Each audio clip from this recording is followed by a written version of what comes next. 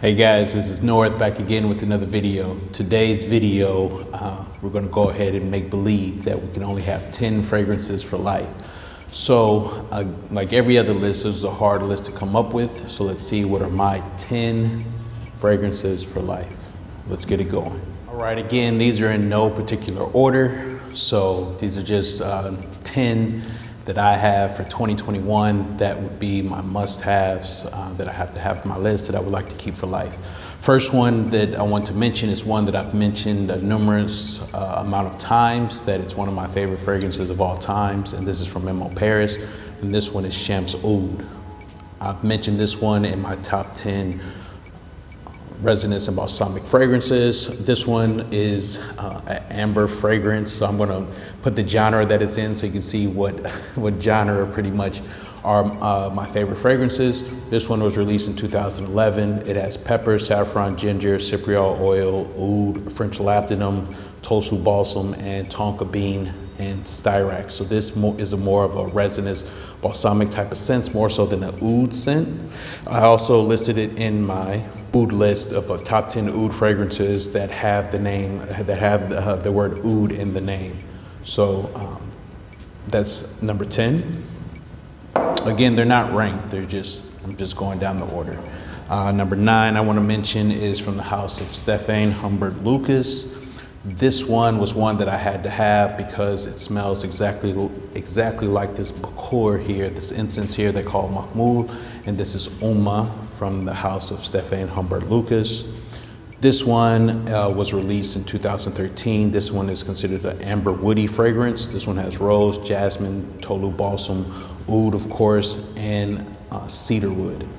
This is, for me, a must-have in my collection. I had to go ahead and pick it up, and since I had to pay a pretty price for it to get this smell, I haven't smelled a fragrance that smelled anything like it, even though it's a very common scent here as far as incense goes. It's the only one I found that smells like this, so this one I have to have for life.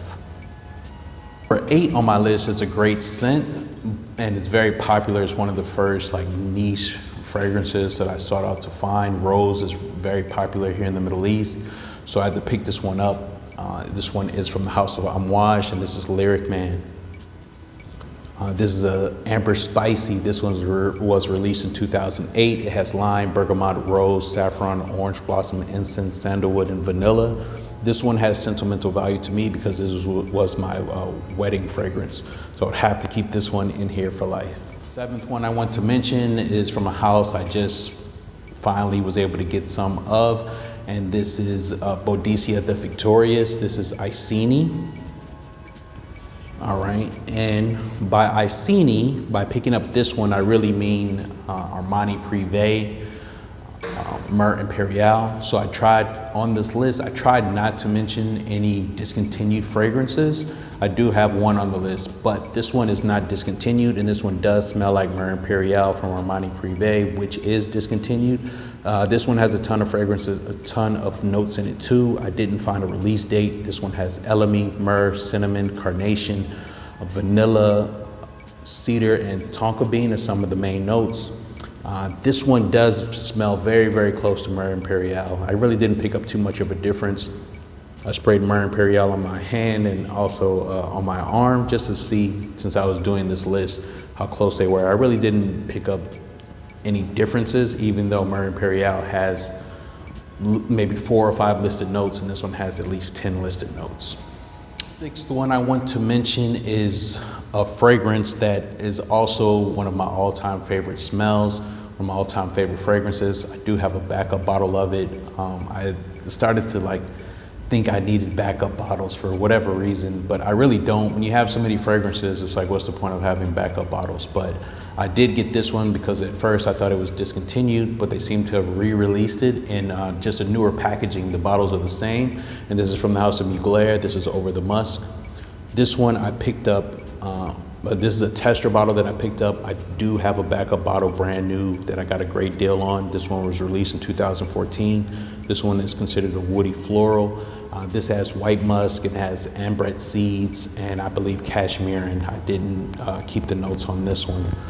But those are generally the notes that are in it. And I do have a top 5 white musk list, and this one was the top of it. This is just an awesome smell. This is one I have to have for life.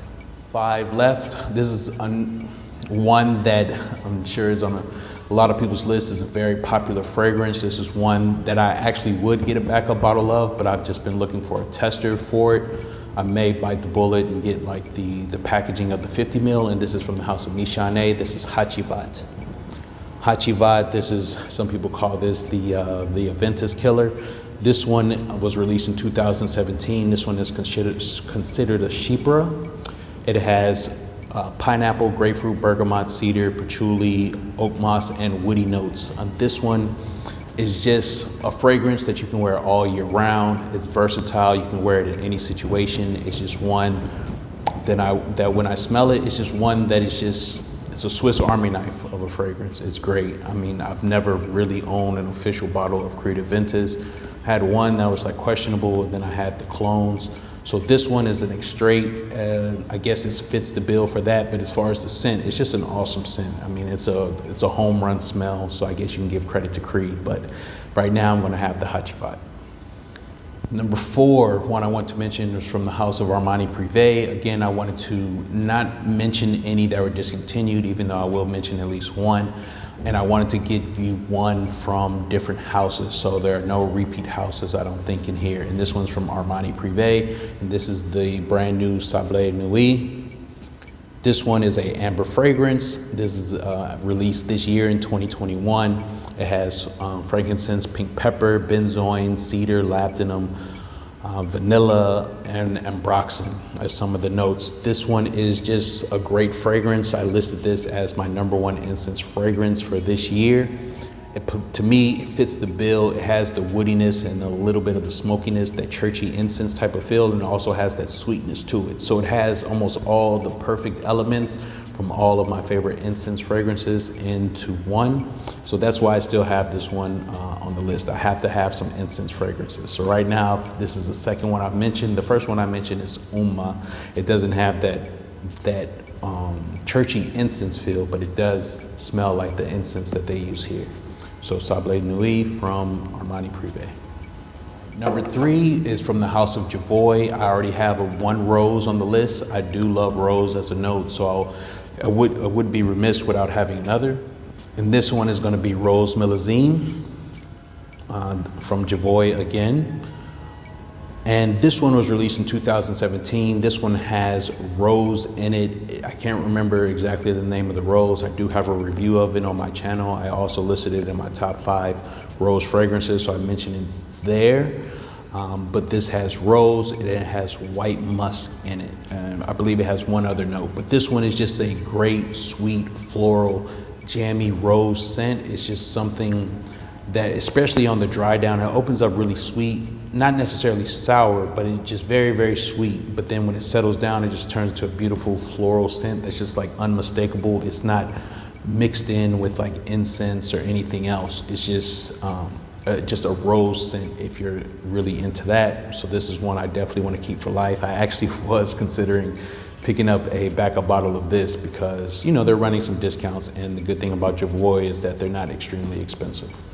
2 more. Now, this is the only fragrance that is discontinued on the list for what it's worth. I remember them saying it was discontinued almost 2 years ago. It then popped up again, and I was able to pick up the Extrait de Parfum, and this is Blue Quinam from Abdul Samad Al Qureshi. So I am a big fan of oud as well, but authentic oud. And you know, we talk about that a lot, about oud being so expensive to be put in the fragrances, but it just depends on the quality of it. I believe that, you know, if houses use lower quality oud, then it really isn't probably as expensive as having any other raw material in it.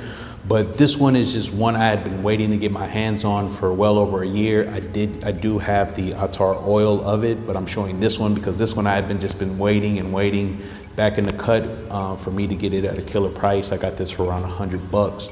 And online, they're still selling it for retail prices, which is like $600, $700, $800 for the extrait. It comes in a parfum concentration, extrait, and then the oil. But this is the one I was happiest to get my hands on. And again, blue quinam is a species of oud wood only found in Vietnam, and it's not distilled into oil. You know, so this is their representation of that wood, because this one is, the real blue quinam is really extremely expensive. Like, you know, say not even a kilo, say a few grams of it will cost thousands and thousands of dollars for people just to burn. So it's not distilled. So this is their representation of that. What I like about this one is that it gives you a little bit of the animalic from the oud, but it also is creamy and it's smooth. So if I were to have just one oud in my collection, you know, to fit that bill, this would be the one. I'm very happy I got this in the collection. I just do not like the bottle. And we're down to the last one. The last one that is on my list of my 10 fragrances for life is one that it's not hyped, but it was hyped by one particular reviewer that I watch, which is Sebastian, the perfume guy.